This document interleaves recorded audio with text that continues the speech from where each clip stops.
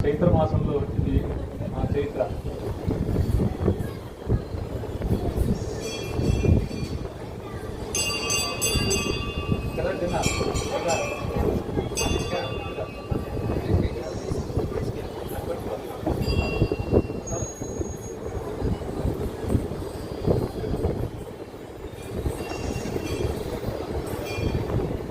ఇది కానీ పబ్జీ అంటే ఏంటో బాగా తెలుసు.